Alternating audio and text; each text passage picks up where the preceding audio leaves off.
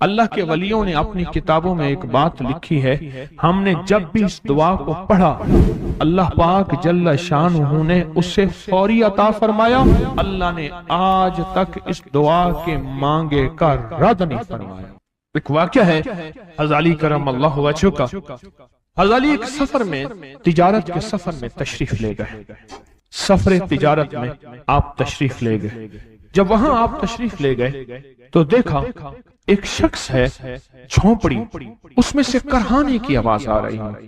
آپ اندر تشریف لے گئے تو صاحب خانہ نے اندر سے آواز دی، جو بھی صاحب آ رہے ہیں اجازت سے آئیں۔ سمجھ گئے اندر مستورات ہیں۔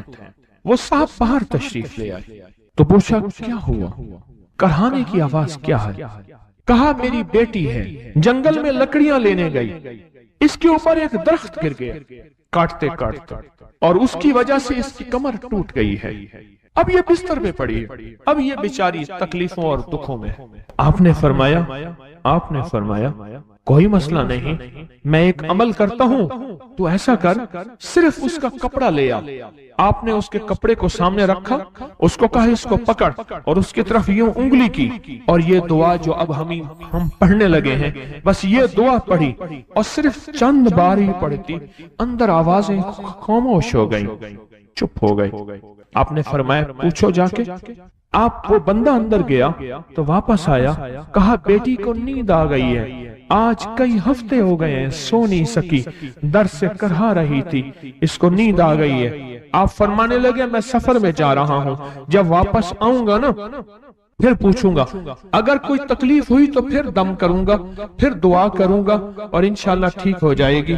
آپ چلے گئے، آگے تشریف لے گئے تو آپ کے ہم سفر تھے، ان کی سواریاں تھیں، ان میں سے ایک گھوڑا تھا جس گھوڑے کو ٹھوکر لگی، چوٹ لگی، اس کے اگلے پاؤں کی ہڈی گھٹنا باہر نکل گیا، وہ ایک طرف ہو کے بیٹھ گیا، اس کا گھوڑا چل نہیں سکتا تھا۔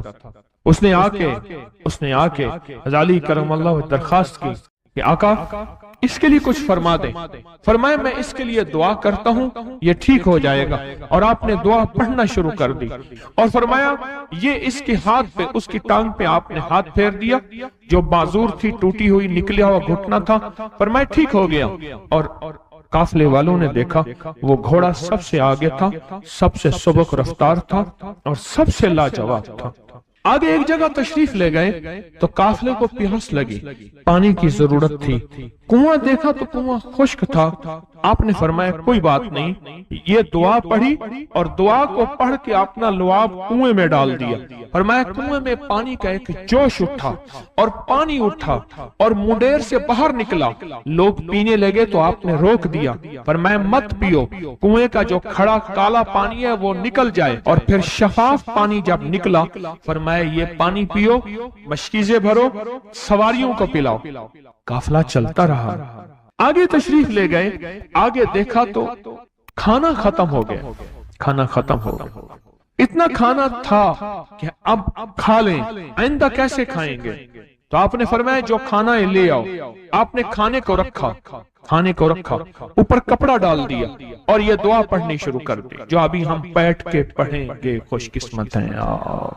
اور کپڑا ڈال کے فرمایا دعا فرمائی، یہ عمل فرمایا، یہ دعا پڑھی، اور اس کے بعد فرمایا دیکھو کھا لیا، اور فرمایا ہمارا 17 دن کا سفر تھا، اس 17 دن میں ہم نے کھایا، لوگوں کو کھلایا، جہاں لوگ آتے تھے ان کو بٹھاتے تھے، دسترخوان ہمارا تھا چند افراد کا، پھر سینکڑوں لوگوں نے کھایا۔ 17 دن کے سفر میں تھوڑی سی کمی بھی نہ ہوئی، جب گھر لوٹے تو وہی کا وہی ہمارا خزانہ، کھانا وہی سارا توشہ موجود تھا۔ آگے تشریف لے گئے تو ایک تجارت میں ایک دیکھا تو ایک بندہ ہے ٹھیکریوں پہ ٹھیکریاں مار رہا ہے، آپ اس کی طرف تشریف لے گئے، آپ نے اس کو جا کے دیکھا، لگتا ہے کہ تو پرانا جواری ہے۔ اس نے کہا جوا کھیلتا تھا، سب کچھ ہار بیٹھا ہوں، ہر چیز زندگی ختم ہو گئی ہے۔ آپ نے فرمایا اچھا ایسا کر توبہ کی نیت کر لے، اللہ سے توبہ کر لے، اور پھر میں تیرے لیے دعا بھی کرتا ہوں، عمل بھی کرتا ہوں، تو ایسا کر پتھر پہ پتھر مار، تیرا ہر پتھر سونے کا بنتا جائے گا۔ आप बैठ गए, उसने वैसे ही पत्थर पे पत्थर मारा और जैसे बेचारा बेबसी की हालत में पहले मार रहा था, आपने दुआ करनी शुरू कर दी, ये दुआ पढ़नी शुरू कर दी और दुआ पढ़ते पढ़ते देखा तो लोगों ने पत्थरों की शक्लें बदलना शुरू हो गई और जो पत्थर भी उसके हाथ में आया था वो सारे पत्थर सोने के बन गए। आपने सारा सोना उसको दिया, चल पड़े। सफर में आगे जाते जाते देखा कि एक शख्स है, उसके साथ एक बच्चा है, एक बूढ़ी औरत है, एक बूढ़ा गधा है और वो सारे पैदल चल रहे हैं, गधे को सवारी को साथ लिए हुए। तो आपने पूछा क्या हुआ? उन्होंने कहा एक सांप है जो इस गधे के पे मुसल्लत है, उस सामने बैठा है, वो नीचे नहीं उतर रहा। हमने मारने की कोशिश की है, उसकी फुंकार से असा जल जाता है और जला हुआ असा दिखाया, डंडा जला हुआ दिखाया कि फुंकार से डंडा जल जाता है। वो मुसल्लत है गधे पे, हम पैदल चल रहे हैं, मंजिल पे है, सांप मुसल्लत है, इसका कोई हल नहीं। आपने फरमाया इस गधे को इस झाड़ी से, इस दरख्त से बांध दो और बांध के आप किबला रुख हुए और ये दुआ पढ़नी शुरू कर दी।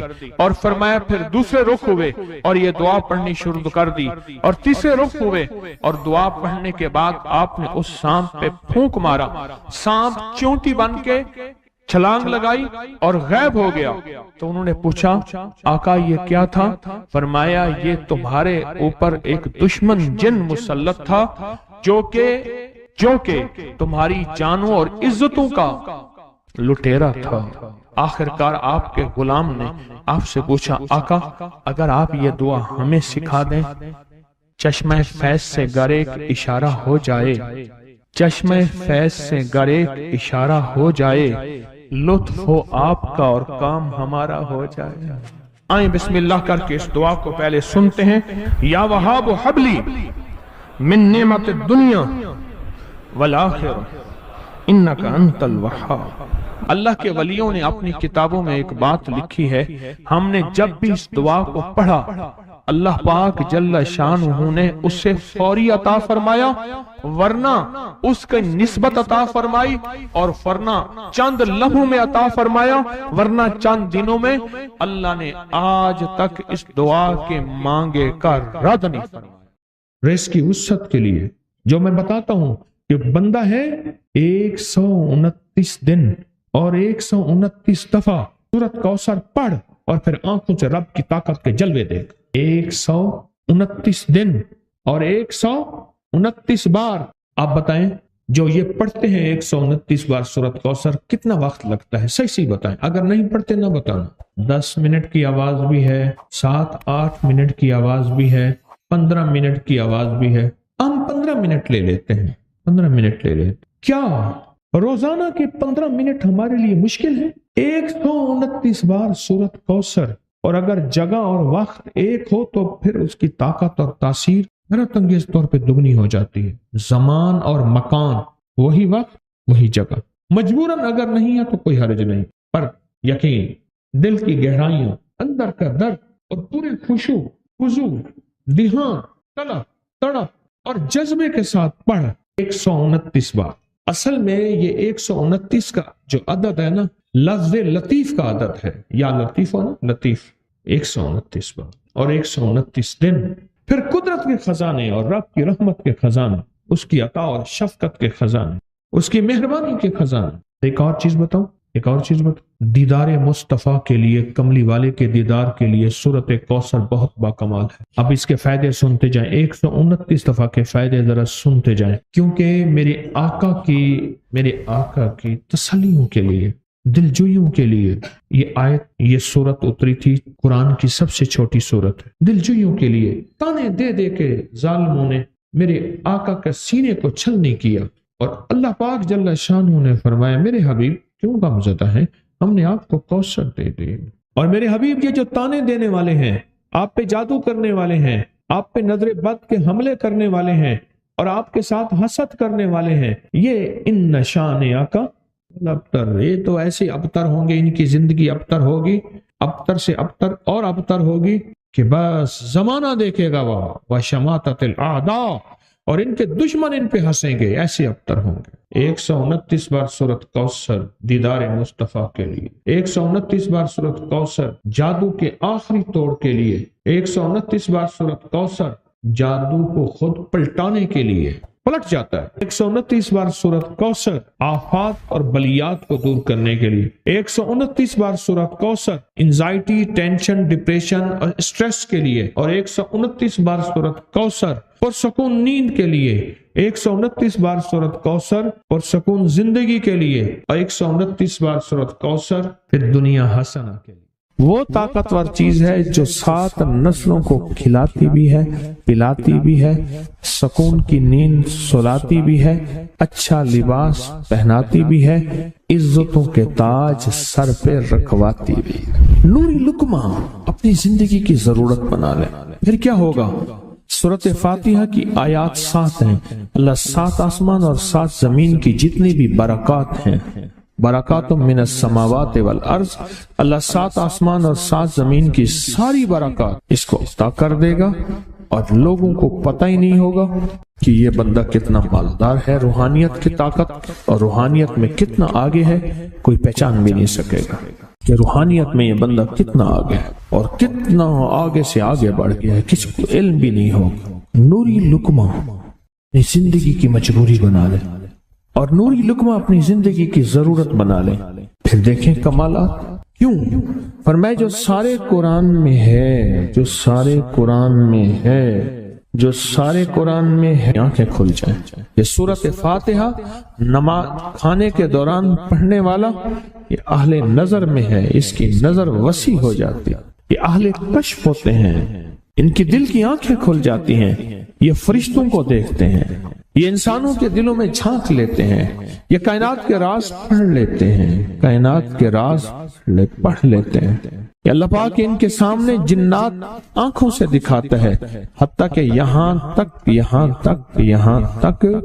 کہ اللہ قبر کے راز بھی ان کے اوپر کھول دیتے ہیں۔ نوری لقمے کا اثر یہ ہے، دل کی آنکھیں کھل جاتی ہیں، دل کی آنکھیں کھل جاتی ہیں، دل کی آنکھیں کھل جاتی ہیں۔ یہ نور لقمے کی تاثیر ہے۔ چہرے کی آنکھیں تو سب کے پاس ہیں، دل کی آنکھیں سب کے پاس نہیں، دل کی آنکھیں سب کے پاس نہیں، چہرے کی آنکھیں سب کے پاس ہیں، دل کی آنکھیں سب کے پاس نہیں۔ نوری لقمے کی یہ تاثیر ہے کہ دل کی آنکھیں کھل جاتی ہیں، اور دل کی دنیا آباد، اور دل کی دنیا شاد، اور دل کا وہ بندہ بامراد بن جاتا ہے جو نوری لقمے اپنی زندگی میں شامل کرتا ہے۔ اور نوری لقمے سورۃ فاتحہ، اور کتنی بار؟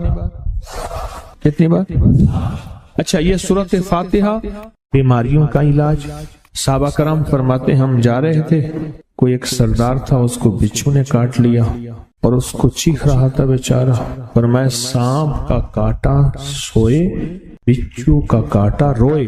میرے پاس ایک سانپ کا کاٹا آیا تھا، غنودگی میں تھا، وہ بہت غنودگی میں سے سوتا تھا، اور میں نے کہا اس کو سونے نہ دے، خیال نہ کیا انہوں نے، ادھر سے ہٹا تو بندہ ختم ہو گیا، سانپ کا کاٹا۔ ہمارے ایک والد صاحب رحمۃ اللہ علیہ کے تھے ملک عبد الرحمن ڈوڈی، وہ لائے تھے، تو کہنے لگے اس بچھو کے کاٹے کا علاج صحابہ کرام نے 7 بار سورۃ فاتحہ پڑھ کے اس پہ دم کر دیا اور وہ ٹھیک ہو گیا۔ اور میں جب سورۃ فاتحہ عرشوں سے زمین پہ آئی، نازل ہوئی، ایک گونج اٹھی، ایک آواز آئی، اور میں اللہ سے آج وہ چیز زمانے پہ زمین پہ نازل کی ہے جو اس سے پہلے کبھی آئی نہیں تھی، اور جو اس کے بعد کبھی آئے گی نہیں۔ اس سے پہلے کبھی آئی نہیں تھی، اس کے بعد کبھی آئے گی۔ اور جب سورۃ فاتحہ نازل ہوئی، شیطان رویا، پیٹا، اپنا سر پہ راکھ ڈالی اور اتنا شور کیا کہ اے کاش کہ یہ سورۃ فاتحہ آئی ہے، اور اگر آئی ہے تو واپس چلی جائے، اگر واپس نہیں گئی تو کسی کی زبان پہ نہ جائے، یعنی کوئی اس کو پڑھ نہ سکے، اگر پڑھے تو اس کا یقین نہ ملے۔ یقین سے پڑھنے والے کی دنیا بھی، آخرت بھی، رزق بھی، عزت بھی، صحت بھی، تمنگری بھی، بادشاہت بھی، خوشیاں خوشحالیاں بھی یقین سے پڑھنے والے کو ملتی ہیں۔ اور اس لیے آج بھی شیطان سورت فاتحہ سے لرزتا ہے کہ سورت فاتحہ پڑھنے سے جنات اور شیاطین ایسے دور ہوتے ہیں، ایسے کہ میلوں دور چلے جاتے ہیں اور اس بندے سے خوف زدہ ہوتے ہیں جو سورت فاتحہ پڑھتا ہے۔ کھانے کے دوران اس کی حکمت کیا ہے؟ انسان کھانے کے دوران مشغول ہوتا ہے، کھانے کی لذتوں میں کھویا ہوا ہوتا ہے، اور اگر بھوک بہت زیادہ ہو بھوک بہت زیادہ ہو تو پھر تو ہوش نہیں ہوتا، پھر ہوش ہی نہیں ہوتا اگر بھوک بہت زیادہ ہو۔ اب اسی دوران جس طرح سنیں غور سے، بڑی میں عجیب بات بتا رہا ہوں، حضرت امام جعفر صادق سلام اللہ رضوان اللہ تعالی علیہ مجمعین اللہ کے ولی تھے، ولایت کے تاجدار تھے، سرداروں کے سردار تھے، اولیاء کے سردار تھے۔ میں بازار میں جاتے تھے، جا کے پھر واپس آ جاتے تھے، پھر جاتے کچھ نہیں خریدتے تھے۔ کسی نے پوچھا اب کیوں جاتے ہیں؟ فرمایا 2 وعدے لینے، کیا؟ میں جا کے بازار میں ہر بندے کو سلام کرتا ہوں، وہ سلام کا جواب دیتے ہیں، اور کیا پتا کسی کے سلام کا جواب ایسا ہو جو اللہ کے ہاں مقبول بھی ہو، محبوب بھی ہو۔ اور پھر فرمایا بازار میں جاتا ہوں اور جا کے بازار میں جاتا ہوں اور جا کے بازار کی دعا پڑھتا ہوں۔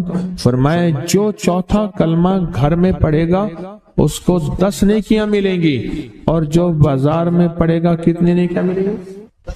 10 لاکھ نیکیاں ملیں گی۔ فرمایا میں 10 لاکھ نیکیاں کمانے کے لیے جاتا ہوں۔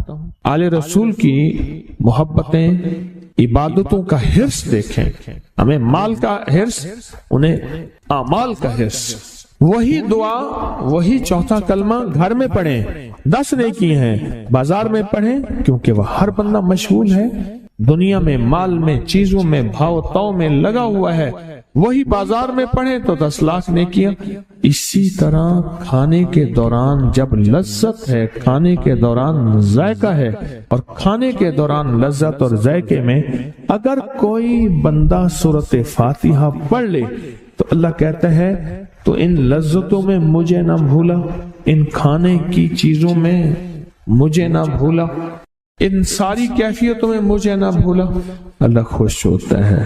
اور پھر اللہ جل شانہ اسے 7 آسمان اور 7 زمین کی برکتیں حوالے کر دیتا ہے، اور جس کے پاس 7 آسمان 7 زمین کی برکتیں ہوں، یہ ساری عبادتیں کھانے کے دوران کوئی معنی نہیں رکھتی، پھر ایسی سمیٹ کے اللہ کائنات کو اسے دے دیتا ہے۔ نوری لقمے کی تلاش کریں، نوری لقمہ زندگی میں لے آئیں، بڑی خوشحال زندگی گزرے گی، بہت لاجواب زندگی گزرے گی۔ 7 دفعہ سورت فاتحہ سے قرضے اتر جاتے ہیں، 7 دفعہ سورت فاتحہ سے بیٹے مل جاتے ہیں، 7 دفعہ سورت فاتحہ سے نعمتیں، اور 7 دفعہ سورت فاتحہ وہ طاقتور چیز ہے جو 7 نسلوں کو کھلاتی بھی ہے، پلاتی بھی ہے، سکون کی نیند سلاتی بھی ہے، اچھا لباس پہناتی بھی ہے، عزتوں کے تاج سر پہ رکھواتی بھی ہے۔ کہیں انشاءاللہ۔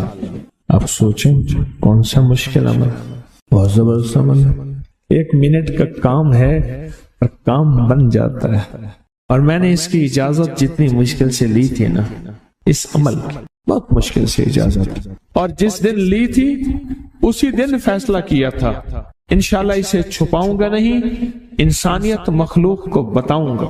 اور یہ 7 دفعہ سورۃ فاتحہ جو دل کا مریض ہو مجھ جیسا اس کا بھی علاج ہے، جسمانی ہو یا روحانی۔ میں نے پچھلی دفعہ کہا نا کہ میں دل کا سخت مریض ہوں اور آج بھی ہوں، دعا کرو موت تک نہ رہوں، اور میں دل کا سخت روحانی مریض ہوں، جسمانی نہیں ہوں۔ میری پچھلی دفعہ کی وجہ سے پوری دنیا میں کوہرام مچا ہوا ہے کہ بابا گیا، جانا تو ہے، جانا تو لازم ہے۔ پچھلی دفعہ میں نے وہ کہہ دیا کہ میں دل کا سخت مریض ہوں، میرے لیے دعا کرو، وہ یہ مریض ہوں، روحانی مریض ہوں، روحانی مریض ہوں۔ تو یہ بیماری جو دل کی بیماری ہے نا، اس کا بھی علاج ہے، روحانی ہے یا جسمانی۔ جیسے میں دل کی روحانی بیماریوں کے بارے میں نے آپ کو کہا، میں سخت مریض ہوں دل کا، اللہ کرے اس کا مرض کا علاج ہو جائے۔ تو کھانا کھاتے ہوئے میرے دل کے لیے بھی آپ دعا کریں گے کہ اللہ بھی میرے دل کو ٹھیک کر دے، اللہ بھی ٹھیک کر دے۔ آپ مجھے بزرگ سمجھتے رہے ہیں اور اندر سے کام کھوکھلا ہو۔ یہ دل کی روحانی بیماریوں کا بھی علاج ہے اور یہ جسم کی اور دل کی جسمانی بیماریوں کا بھی علاج ہے۔ یہ صحت مندی کا راز ہے۔ سورۃ فاتحہ ہے بابا، سورۃ فاتحہ، سورۃ فاتحہ۔ جو بندہ سورۃ فاتحہ پڑھتا ہے ایک بار، اللہ جل شانہ ان 7 آیات کی تاثیر اور طاقت اسے عطا فرماتے ہیں، اور 7 سمندروں میں جو غذا، رزق، طاقت اور قوت اللہ نے رکھی ہے اس کا حصہ اس بندے کو دیتے ہیں جو صرف ایک بار سورۃ فاتحہ پڑھتا۔ یہ جو وظیفے ہیں کسی درویش کی یا کوئی درویش نے جس کو اجازت ہے اس کی اجازت صحیح ہو، ہر بندہ اجازت دینا نہ شروع کر دے۔ اجازت کے پیچھے نسبتیں چاہیے، ان نسبتوں کی طاقت چاہیے۔ وہ جو اجازت ملتی ہے اس اجازت کے اندر جو تاثیر ہوتی ہے، اس میں جو کمال ہوتا ہے، اس میں جو اندر کی کیفیتیں ہوتی ہیں، اس اجازت سے نسلوں میں تونگری، دولت، رزق، عزت، صحت ایسے بارش کی طرح برستی ہے۔ میرے جو مرشد تھے حضرت خواجہ سید محمد عبداللہ حجویری رحمت اللہ علیہ، میرے مرشد جو تھے وہ حضرت داتا صاحب کی سچی آل میں سے تھے۔ مجھے جاتے جاتے انہوں نے اجازت دی 1991 ستمبر میں، اور مدینہ منورہ فرمایا میں جا رہا ہوں، بس اب بقی میں، اور بقی کے اندر جا کے سو گئے۔ اب بھی میں مرشد کے ہاں جاتا ہوں تو جنت البقی کے قبرستان میں ان کی نسبتیں دیکھیں کتنی اونچی ہیں۔ پھر وہ نہیں، 26 بڑی ہستیوں نے مجھے خلافتیں، اجازتیں دیں، 26 سے بلکہ زیادہ اجازتیں اور خلافتیں دیں، اور ان کی توجہات ہیں، ان کی پیچھے دعائیں ہیں، اور پیچھے کامل کے ہاتھ ہیں۔ یہ روحانیت کی نسبتیں ہوتی ہیں، روحانیت کی نسبتیں ہوتی ہیں۔ ان نسبتوں کے ساتھ جیسے آپ تسبیح خانے میں ماشاءاللہ پوری دنیا میں لوگ یہاں آئے ہوئے ہیں، اور بڑے بڑے ہستیاں یہاں آئی ہوئی ہیں جو مٹی ہو کے چٹائیوں پہ پڑے ہیں، خواتین میں بھی مردوں میں بھی، بڑے بڑے عہدوں والے، عزتوں والے، بڑے بڑے مقام والے یہاں اپنے مرشد خانے میں بے حیثیت ہو کے پڑے ہیں۔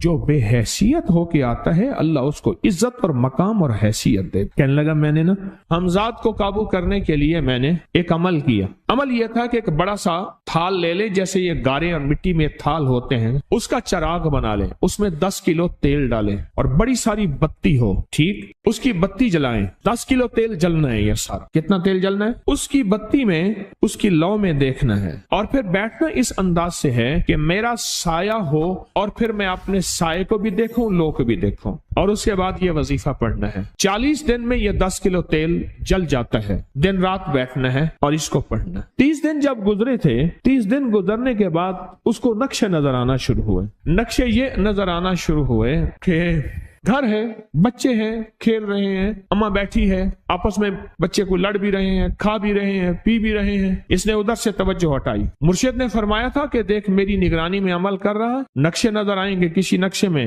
نہ توجہ کرنا نہ خوف کرنا، خوف بھی آئے گا، چیزیں بھی آئیں گے، نہ کرنا، بس نہ کرنا۔ دوسرے دن اوپر سے نظر آیا، پھر بچے ہیں کسی باغ میں کھیل رہے ہیں، ایک بچہ پھر گم ہو جاتا ہے، ماں روتی ہے، اتنا روتی ہے اس کو رونا آ جاتا ہے۔ پھر خیال آیا مرشد نے فرمایا تھا کسی توجہ نہ کر، یہ کیا نقشہ شروع ہو گیا۔ اچھا پھر 2 دن کے بعد نقشہ آیا، بچے کھیلتے کھیلتے کھجور پہ چڑھ گئے، ایک بچہ جو اوپر سے گرا اس کے بازو ٹوٹ گئی، لات ٹوٹ گئی، اب پتہ چلا وہ تو مر گیا۔ اب اس کی میت پہ جو اماں نے بین ڈالے، جو ابے نے روئے اور گھر کی مائیاں روئیں، اصل اس کو وظیفے سے ہٹانا تھا، اور اس کی نظر جو وہ وہاں سے نظر سے ہٹانا تھا۔ پھر اس کو مرشد کا خیال آیا کہ توجہ نہیں ہٹانی، دھیان نہیں ہٹانا۔ پھر خیال آیا جب مرشد کامل ہو فائدہ کبھی نہیں ہوگا جب تک یقین کامل نہ، اصل توجہ ہٹانی ہے۔ اور بہت زیادہ رونا، اور اتنا رونا کہ سرکار کا خیال آیا، بچے کو لے جا رہے ہیں، اس کی میت پھر قبر کھود رہے ہیں، پھر اس کا یہ کر رہے ہیں،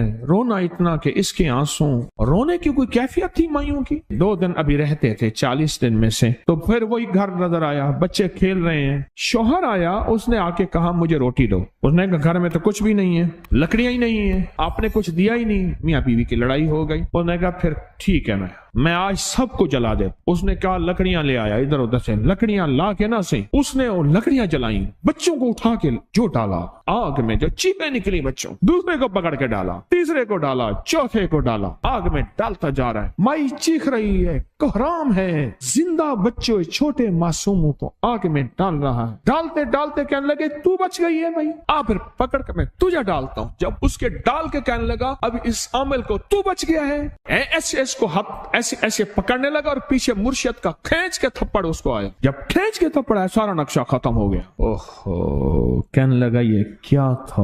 مرشد کامل ایسا ہوئے جرا لولوں دے وچ وسے ہو, نال نگاہ دے پاک کریندا, نہ صابن سجی گھتے ہو. یہ اس وقت ہوگا جب یقین ہوگا, جب تیرا یقین کمزور ہے. مرشد کامل ہے, یقین کامل نہیں, ناکام رہے گا ساری زندگی, تھرمامیٹر لگاتا رہے گا. کوئی کہہ دے گا کہ تیرا مرشد 1 نمبر ہے, ولی ہے, کہا سبحان اللہ. کوئی کہہ دے گا 2 نمبر ہے, کہے توبہ توبہ. ساری عمر اسی زندگی میں رہے گا, کبھی نہیں پا سکے گا. 40 دن کے بعد مرشد کی خدمت میں حاضر ہوا اور سارے نقشے بتائے. فرمایا نہ بتاؤ, ہم دیکھ رہے. علامہ فخر الدین رازی رحمت اللہ علیہ کا مشہور واقعہ ہے. مرید جو ہے آپ کا سینکڑوں میل دور, اور وہ مرید وہ تھا جو ساری عمر اللہ کے وجود کو کہتا رہا کہ اللہ کے وجود کو نہ ماننے والے کہتے تھے کوئی اللہ نہیں ہے, کہاں ہے دکھاؤ, ہر چیز خود بخود بن گئی ہے, خود بخود ختم ہو جائے گی. ان کے پاس 100 دلیلیں تھیں. کتنی 100 دلیلیں تھیں, اور آج تک ان کی دلیلوں کو کوئی توڑ نہیں سکا تھا اللہ کے وجود پہ. آخری وقت ہے, اور آخری وقت کے اندر ایک دروازہ کھٹکھٹایا کسی نے کہ جناب ایک بزرگ آپ سے ملنے آئے ہیں. وہ بزرگ ان کے دوست تھے پرانے. اوہو, آپ کا آخری وقت ہے, میں ملنے آیا. اور وہ بزرگ نہیں تھا, وہ شیطان کی شکل بن کے آیا تھا. اس نے آتے ہی وہ مسئلہ چھیڑ دیا. آج تک اس کی دلیلیں کوئی نہیں توڑ سکا تھا, یہ اس کی دلیل توڑ گیا. پہلی دلیل ٹوٹ گئی. اس نے دوسری دی اللہ ہے. اس نے 2 دلیل بھی توڑ دی کہ اللہ نہیں ہے. اس نے تیسری دی اللہ ہے. اس نے وہ اپنے علم کی طاقت, وہ دلیل بھی توڑ دی. چوتھی 99 دلیلیں توڑی, ابھی ایک دلیل باقی رہتی ہے. اگر وہ بھی دلیل گئی تو یہ بھی کہتا ہے اللہ نہیں, اور آخری وقت میں رب کے وجود کا انکار کر کے خاتمہ خراب کر کے گیا. مرشد وضو فرما رہے تھے, دور کہیں میلوں میلوں دور اللہ نے اپنی طاقت قدرت سے نقشے ہٹائے سامنے سے, اور نقشے ہٹائے کہ تیرا مرید گیا, وہیں سے وضو کا پانی چلو بھر کے نہ زور سے پھینکا, اور کانوں میں آواز آئی کیوں دلیلیں دے رہا ہے, تو نہیں کہتا میں نے اللہ کو بغیر دلیل کے مانا, تو دلیلیں دے رہا ہے. کیوں نہیں کہتا کہ میں رب کو بغیر دلیل کے مان. علامہ رضی اللہ تعالیٰ عنہ امیر المومنین مسجد نبی میں خطبہ دے رہے ہیں. حضرت ساریہ صحابی تھے, وہ اس لشکر کے سپہ سالار تھے. میلوں سے میلوں, سینکڑوں میل دور ایسے نقشے ہٹے, اور خطبے کے دوران انوکھی بات کہہ دی, یا ساریہ الجبل, ساریہ پہاڑ کے پیچھے دیکھ دشمن وہاں سے حملہ کر رہا ہے. اور پھر خطبہ شروع کر دیا. جمعہ کا خطبہ تھا. لوگ حیران, یہ امیر المومنین نے کیا فرما دیا. جب حضرت ساریہ کا قافلہ آیا واپس تو فرمایا فلاں وقت فلاں لمحے فلاں وقت میں, جمعے کے دن فلاں لمحے میں امیر المومنین آپ کی آواز آئی تھی, اگر نہ آتی تو دشمن نے پیچھے سے مقابلہ حملہ کر دیا تھا اور ہمیں کاٹ کے رکھ دیتا, ٹوٹے ٹوٹے کر دیتا. آپ کی آواز آئی, ساریہ پیچھے دیکھ دشمن حملہ کر رہا ہے پہاڑ کے پیچھے, یا ساریہ الجبل. یہ میں آپ کو حوالوں سے بات کر رہا ہوں, روایات بتا کے بات کر رہا ہوں.